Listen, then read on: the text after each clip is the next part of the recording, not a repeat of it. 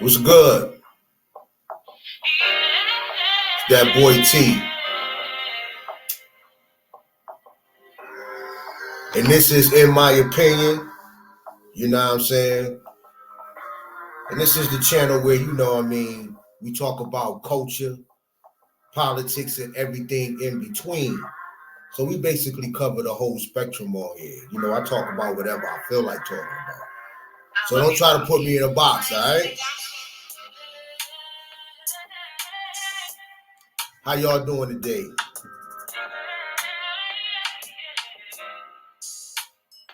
Subscribe to the channel. Hit the subscribe button. Hit the notification key. So whenever one of these videos is uploaded, or whenever I go live, you can join in. You can join the conversation. You know what I'm saying? So shout out to the first seven out of the first 40. For those of y'all who don't know what the first 40 is, the first 40 subscribers to the channel, that's going to be my special, squad. That's going to be my family, my special people. So the first 40 that subscribe to the channel, man, they're going to go on this whole ride with me on this channel as we progress, as the channel get bigger. And, they're going to be privy to perks and inside information and a lot of different things, especially when I start holding gatherings in different cities and different things like that. It's going to be surprises for those 40. So the first 40 is going to be very special to me,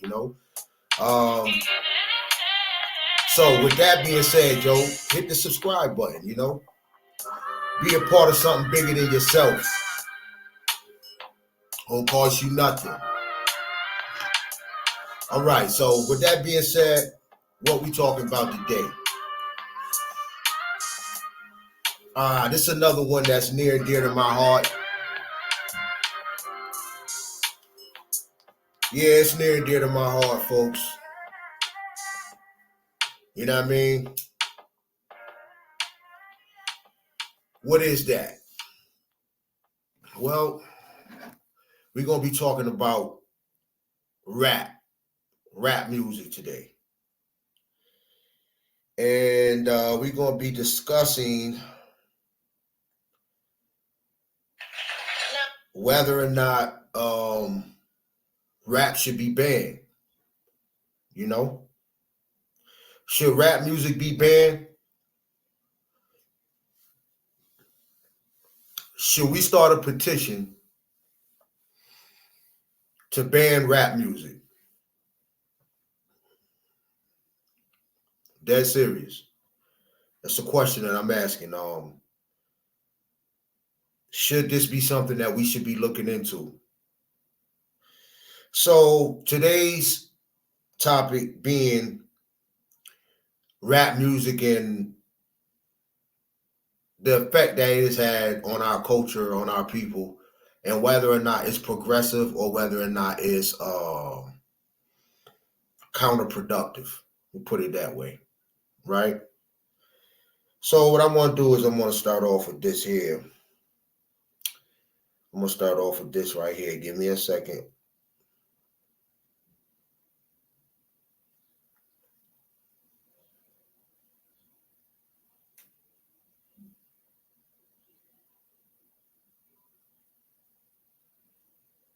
Give me a second.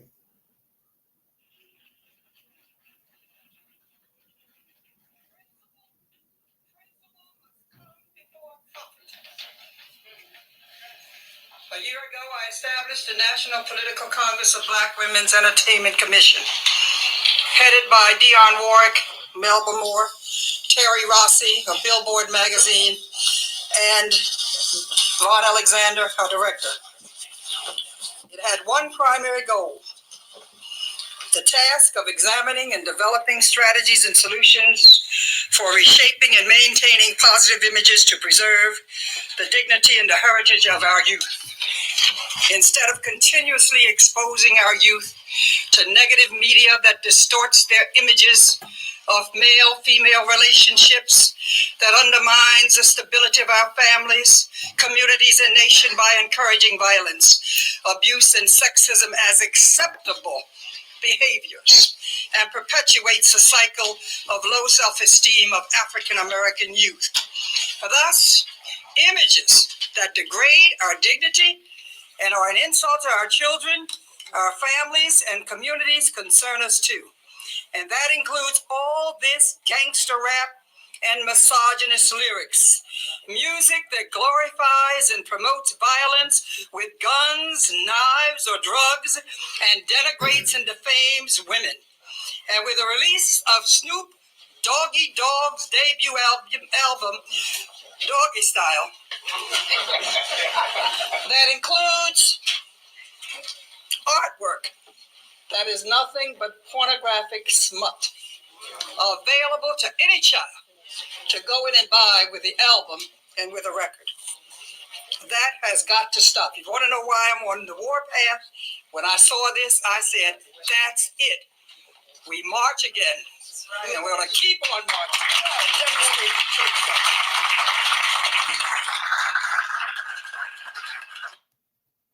All right, let's start there. So, what you just got done listening to is 1993, C. Dolores Tucker. And she was one of the first Black women to come out against rap music, specifically gangster rap music. And her whole twist was she felt like she seen the future, for lack of a better term, right? She seen the future. She understood what the images and the lyrics that was coming through the rap music. She understood exactly what was going to happen to the family structure. And I got to be honest with you, completely honest with you. At that point in time, I mean, I was knee deep in hip hop at that point in time. You know, I was embedded in the culture itself. And I was blind to the facts. That's a confession that I have to make on the record. This is on the record, right? This is on the record. I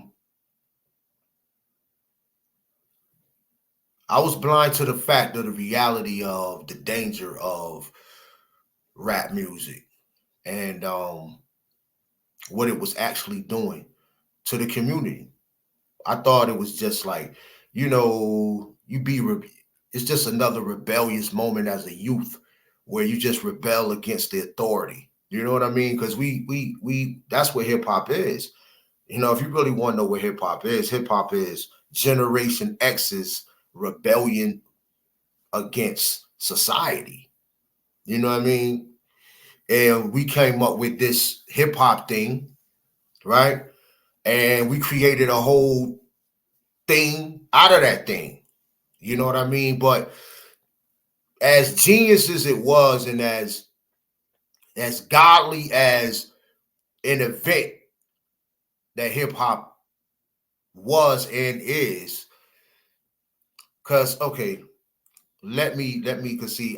What I didn't want to do. I did not want to mix the word hip hop into this conversation because we're talking about two completely different things here, right? So I want to just concentrate on rap and rap music. So excuse me, I apologize. I take that back. I do not want to associate hip hop with this conversation. Okay. So, we have rap music here. And at that point in time, you know, I was blind to the facts because I was participating in rap at that particular time in my life as well, right? And we were just rebellious kids, you know what I mean? And so we felt like, okay, they just don't believe in us. They just trying to go against us, trying to go against what we believe in and what we hold steady to. But it's like the way we was looking at it, was like, fuck them. You know what I mean? I mean, the elders, that's what we were saying. Fuck them. You know, we're going to do what we want to do anyway. This is the shit that we love. If they don't want to embrace it, then fuck it. They don't have to embrace it. Now, C. Dolores Tucker, she was the first to publicly come out against rap music. And this was around the time where, Cali had shit on Smash. It was more or less gangster rap that took it over. I mean, it came through and just like a swarm. You know what I mean? And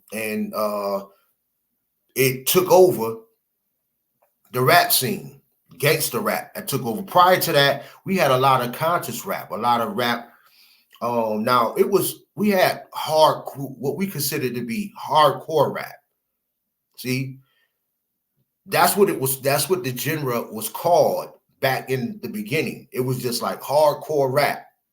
You know what I mean? So you had rap, you had the regular rap music. You had people like Kwame and MC Hammer and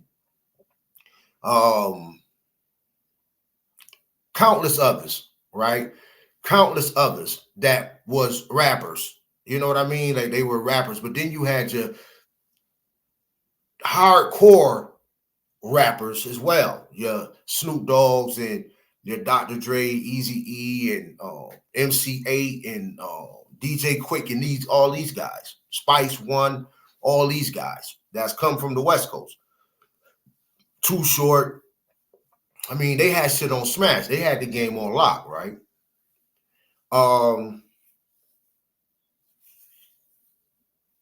And another thing another argument that we had in the beginning when we were young, coming up in the game through this rap thing, was that we just basically like street reporters. Like, that's what we were, like, to be honest with you. And in the beginning, I would say to a certain degree, even like the NWAs, what they were they was basically giving us the whole thing about the West Coast and what was going over there, the West Coast culture, the West Coast rap culture, or just not the rap culture. The rap culture came from the street life of the California thing. You understand what I'm saying? So hardcore rap came and just basically took over. So the conscious rap and just like the regular hardcore rap just got pushed straight to the side for just straight up gangster rap. Like, you know what I mean? Hardcore and gangster rap is really one and the same, if you ask me. You know what I mean? But okay, so I say that to say this. Forward up into now, because this is a very complex conversation. Like, I really could talk. I probably have a part 1, part 2, part 3 to this. This conversation will probably go on for 3 episodes because it's a lot to be discussed in this. I know it's a lot really already missed that I really should have touched on already. But I'll come back once I, gather my thoughts and then figure it out. I'll come back on part 2 and then I'll probably discuss the holes that I left out in this particular video. But yeah, so we was all against this lady, Miss Dolores Tucker, when she came out and denounced what was our culture. You know what I mean? She came out and she denounced it. And so we wasn't really trying to feel that. We wasn't really hearing that really, you know what I'm saying? So everybody kind of rallied around Snoop and the gangster rap image and everything. Like, we kind of gathered in support because we were being rebellious. But now I look back on that in retrospect and I say, I think we were wrong. Yeah, man. I think we was wrong. And Miss Dolores Tucker, she had a very, very, very good point in everything that she was trying to describe and she was talking about at that point in particular time. Rap is out of control. And it has become a weapon, as to the point where when you turn on your radio or your tablet or your phone device or whatever that you use, and you are receiving these images and these lyrics that's coming, right? What you are actually doing is being victimized. Hold on 1 minute, y'all.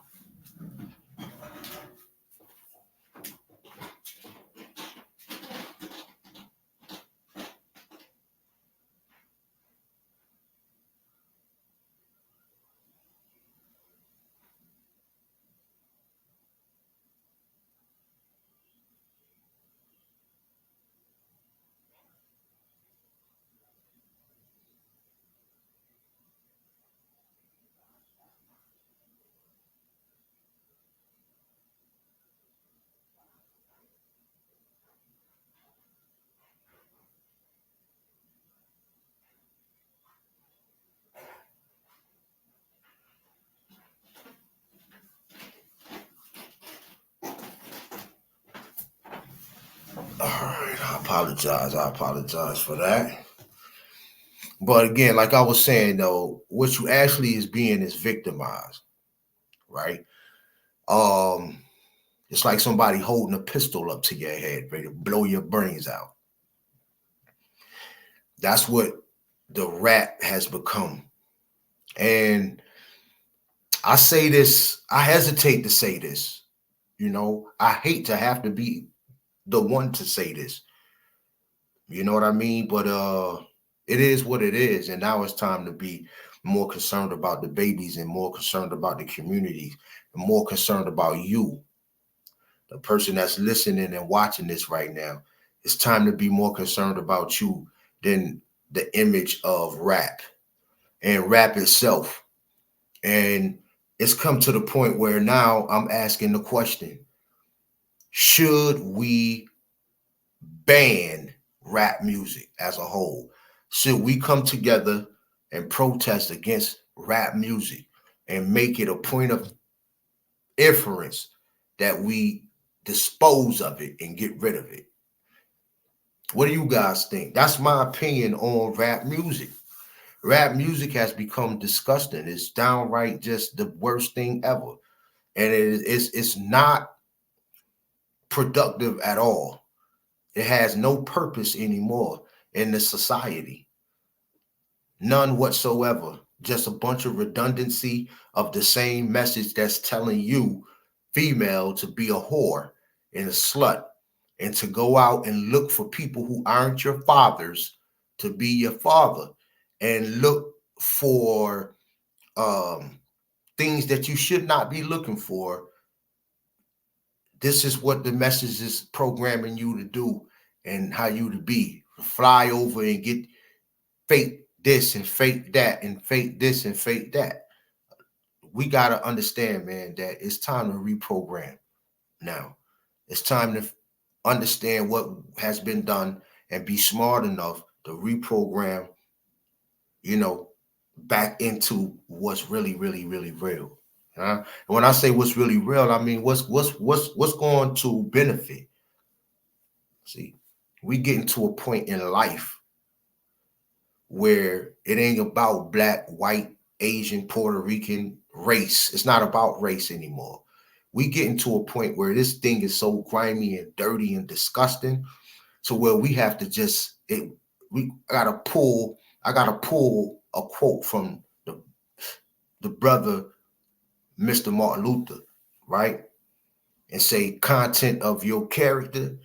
Well, let me take it a step further to say this. We're going to have to start looking at good and bad people. And that's how we're going to have to start judging everything based on good and bad people. Are you a good person or are you a bad person? There's no in between. We're going to draw the line. That's what we're coming to. And listen, you can believe me or you can't, but I'm telling you right now, that's where we headed. We are really, really basically already there. You're living in a moralless society. People have no morals at all. These women, they in the club butt naked with no panties on, twerking, but the skirt raising up, you can see they pussy. I'm not telling you no lies, man. This is where we at. It wasn't like that when I was coming up there. Yeah, the girls was, I mean, we had Luke and all that. We had Luke now. Pop that pussy. I mean, come on, man. Doodle Brown, all that. We had that. I grew up, that's my era. You understand what I'm saying? And they wasn't doing that though. I'm telling you, bro.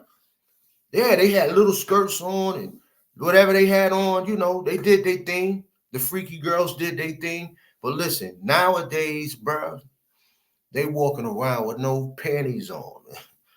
They in the club with nothing on. No titties, nipples and shit hard. It's just, it's like, and then we got, I mean, it's on both sides. I'm not just talking about females. Let's not get caught up in that. You know, I don't even want to get started on the guys. You know what I'm saying? I don't really want to get started on the guys. That's like I say, that's a whole episode in itself as well. But rap in a whole is out of control. And my question to you all is, should we ban it? Now I'm gonna come in part 2 and get deeper. I'm gonna dive a little bit deeper. Right now, I just want to keep it real basic and kind of surface. You know what I mean? Because I want you guys to give me your opinion. Tell me how you feel about the situation. You know what I'm saying? I gave you my opinion, now give me yours. You know what I'm saying? When I come back with part 2, I'm going to play another piece of the Dolores Tucker speech. And then I'm going to elaborate on that as well in part 2. You feel me? So, yo, listen, if you want to donate to the channel, donate to the channel. The Cash App is right there on the screen. And like I said, those type of donations to me is a little bit more. I feel that more, a little bit more authentic. No disrespect to the chat and all of that other stuff like that, right? Super chats and all of that. No disrespect to all of that, right? But I feel like a direct from one to one is the way is a more appropriate way of showing your support. You know what I'm saying? And I appreciate that in advance. Hit the notification. So every time that I come up, upload a video or go live, you can come and be a part of it. You know, I want you to also be a part of my first 40. You understand what I'm saying?